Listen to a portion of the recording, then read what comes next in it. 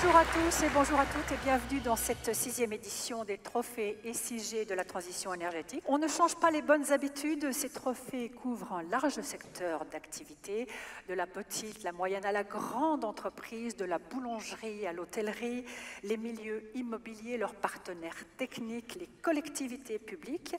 Vous allez les découvrir à leur palmarès. Qu'est-ce qu'il y a ? Une diminution de la consommation d'électricité, moins d'émissions de gaz à effet de serre, autant dire économie d'énergie plus décarbonation.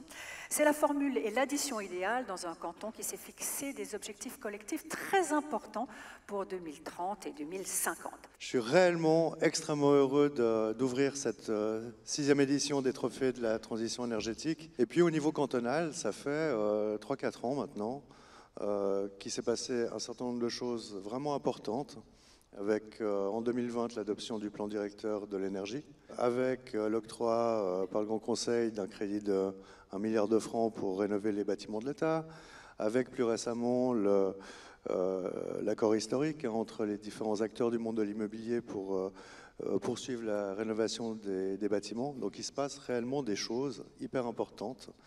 Et quelque part, les années qui nous séparent des objectifs qu'on a à l'horizon 2030 puis à l'horizon 2050, elles vont être celles vraiment de la réalisation et de la montée en puissance de toutes les graines qu'on a semées durant ces dernières années. Je tiens à féliciter tous les lauréates et les lauréats, à quelque titre que ce soit, qui recevront un prix aujourd'hui.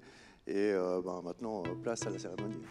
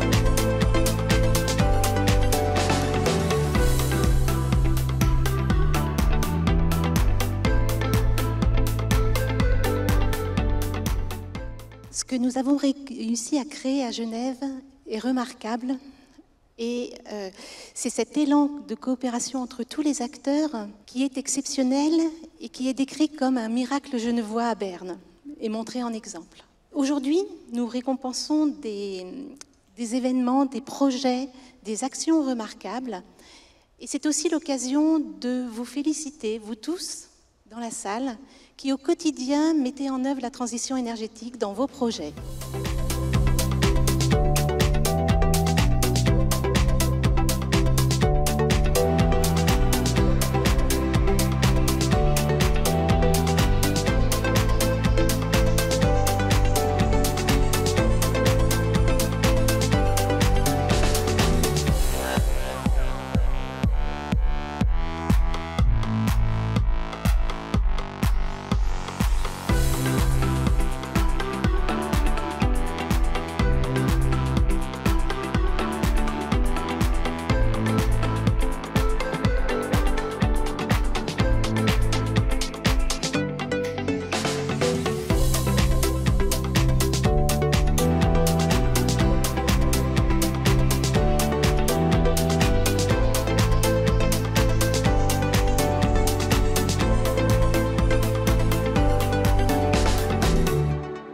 La sobriété énergétique lui tient presque autant à cœur que la liberté d'expression.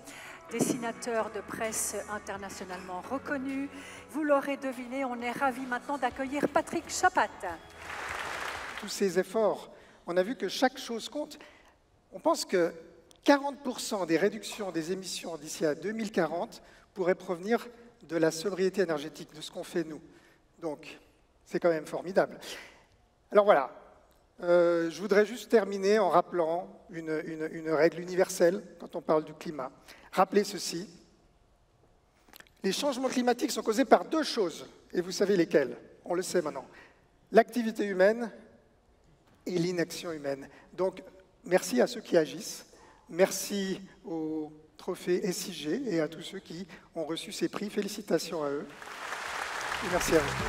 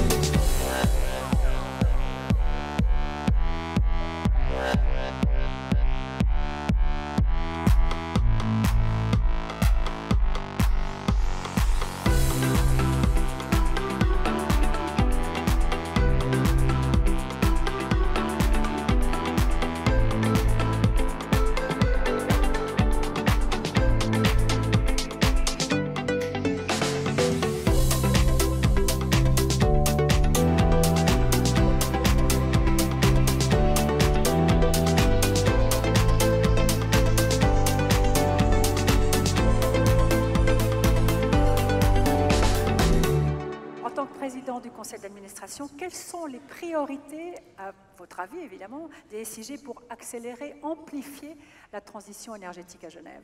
La transition énergétique, c'est l'affaire de toutes et de tous. Et je le répète régulièrement, SIG, on est une entreprise de service public. Service public, ça veut dire qu'on est au service de la population, mais aussi totalement au service des entreprises genevoises. Les 2/3 de nos émissions de gaz à effet de serre, c'est le chauffage, c'est le mazout. Dans un moment charnière, parce qu'on est une entreprise qui est le bras vraiment industriel de l'État, à nous de réaliser les politiques publiques qui nous sont demandées. Et la politique publique qui nous est demandée, c'est sortir du carbone. Sortir du carbone de façon massive, ça va exiger un immense effort qui concerne toutes celles et tous ceux qui sont dans cette salle. C'est ce que l'on appelle, dans ce terme barbare, qui est les réseaux thermiques structurants. Concrètement, ça veut dire mettre des gros tuyaux dans les rues, et ça va se voir. Pour cela, on aura vraiment beaucoup besoin de la collaboration des communes, on aura beaucoup besoin de la collaboration des entreprises, et dans le même temps, on aura bien sûr besoin du soutien de la population, que chacun comprenne que quand on pose ces tuyaux, ce n'est pas pour embêter, mais c'est vraiment pour aller dans le sens d'un développement nécessaire et souhaitable et auquel on doit tous participer. Et selon vous, sur quoi est-ce qu'il faut mettre l'accent en priorité maintenant? Est-ce que c'est des mesures pour économiser l'énergie, tous autant que nous sommes, vous et moi d'ailleurs, ou plus de production d'énergie, d'électricité locale? Ou les deux? Les deux, assurément, en sachant que l'économie d'énergie reste quand même l'alpha et l'oméga de ce qu'on a à faire.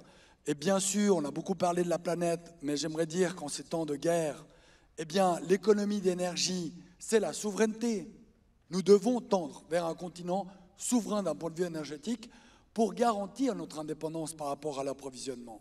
Du gaz, du pétrole qui viennent de régions dans le monde, on le sait aujourd'hui, en guerre ou en prise de régime parfaitement condamnables. Tant les économies d'énergie que la production locale eh bien, sont des moyens pour atteindre cette souveraineté tout en protégeant l'environnement. Voilà. Si vous voulez ajouter quelques mots pour conclure un peu officieusement cette cérémonie, je vous laisse le faire. Merci beaucoup, madame. Voilà, mesdames et messieurs, pour conclure, je ne vais pas parler d'énergie, je vais parler de l'entreprise, des SIG. On sait tous, à la lecture de la presse, qu'elle a été chahutée ces dernières semaines, ces derniers mois, à vrai dire. Et puis, dans ces logiques médiatiques d'emballement que l'on connaît, au bout d'un moment, il n'y a plus que ça, il n'y a plus que les affaires, il n'y a plus que les critiques, etc. Alors, bien sûr, toutes les critiques sont légitimes et l'entreprise doit s'efforcer, n'est-ce pas, Monsieur le Président, d'y répondre de manière très sérieuse. Mais j'aimerais aujourd'hui souligner, au nom du Conseil d'État, tout notre attachement et notre considération à l'égard du travail qui est fait par SIG, au sujet de ses valeurs, au sujet de la qualité de ses 1700 collaboratrices et collaborateurs, des prestations qui au quotidien font qu'on ne pense même plus, lorsqu'on appuie sur l'interrupteur, pourquoi l'électricité arrive, pourquoi la lumière s'allume, pourquoi l'eau coule du robinet ou le gaz arrive. Toutes ces prestations sont délivrées en temps et en heure avec une énorme qualité par l'entreprise. Et ça, il m'importe de le ressouligner à un moment où il est si facile toujours de critiquer. Et l'autre aspect, c'est que nous avons la chance d'avoir un distributeur public, parce que non seulement il donne ses prestations de base, qui sont des prestations de survie, mais il fait beaucoup plus, comme vous avez pu le voir aujourd'hui à travers ce concours, c'est-à-dire que SIG prépare la société de demain à travers des investissements colossaux, à travers une prise de risque, parce que ça a été dit, comme pour les entreprises privées, il y a aussi dans les entreprises publiques une nécessité de prendre des risques, et c'est ce que j'attends des hauts cadres de SIG, c'est des gens qui aient la vista complète sur ce qui vient, qui sachent prendre des risques, et par là même, je tiens, au nom du Conseil d'État, à réitérer toute ma confiance à l'égard de l'entreprise, de sa direction et de l'ensemble du personnel. Je pense que beaucoup de Genevoises et de Genevois restent extrêmement attachés à cette entreprise et savent différencier ce qui relève des prestations de base, de l'apport considérable de SIG à Genève, que des affaires politico-médiatiques.